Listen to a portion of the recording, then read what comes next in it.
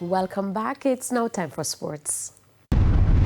The Jamaican under-21 netballers will be looking to secure their second straight win at the Netball Youth World Cup in Gibraltar when they face Sri Lanka on Monday at 1 p.m. Jamaica time. In their opening match on Sunday, the young Jamaicans registered a comfortable 66-43 win over Tonga in action from Pool C. The Jamaicans led 19-9 at the end of the first quarter before extending that lead to 36-17 at halftime. At the end of the third quarter, the lead grew to 23 points as the Jamaicans took command of the game 52-29. That 23-point lead was maintained throughout the final quarter as the young Jamaicans got their campaign off to a positive start.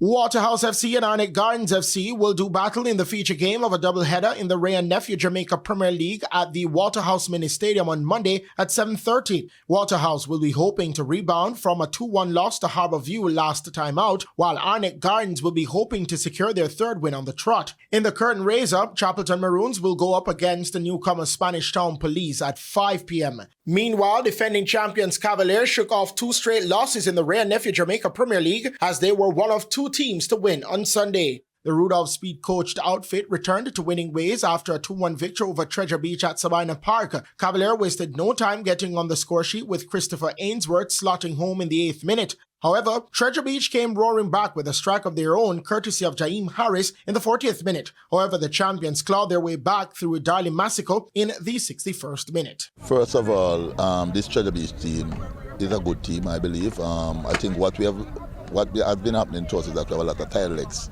We have been having Sunday, Wednesday, Sunday. So 3 back-to-back games was a little tough for some of the younger players. So we had to struggle, actually had to fight hard and dig deep for these 3 points. Racing United still remain unbeaten but could not keep their 100% win record intact as they were held 0-0 by Dunbar Holding, while Portmore United blanked Montego Bay United 2-0 in the doubleheader on Sunday at the same venue. In the other Sunday game, Tivoli Gardens drew with Malines United 1-1. The Jamaica Premier League can be seen on TVJ, TVJSN, online on onespotmedia.com with radio coverage on Hits 92 FM. And finally, the Trinbago Knight Riders are the 2025 Caribbean Premier League champions after toppling hosts Guyana Amazon Warriors by 3 wickets at the Providence Stadium in Guyana on Sunday night. In a thrilling low-scoring final, the Nicholas Paran-led Knight Riders unit chased down their target of 131 runs with 12 balls to spare, scoring 133 for 7 in 18 overs. While no Trinidad player passed 30 runs, man of the match Akil Hussain played a crucial innings of 16 not out, hitting a 6 and a 4 of Warriors left-arm spinner Guda Keshmoti to win the game.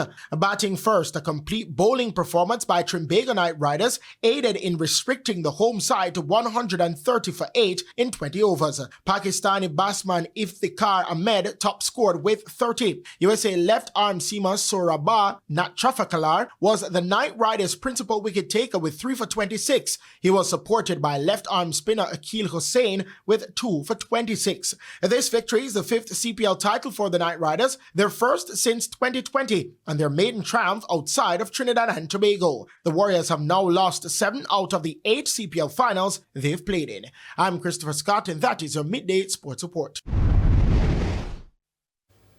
And that's the Midday News. I'm Shimela Pullen. Join us at 7 for Primetime News. On behalf of the news, sports, and production teams, good afternoon.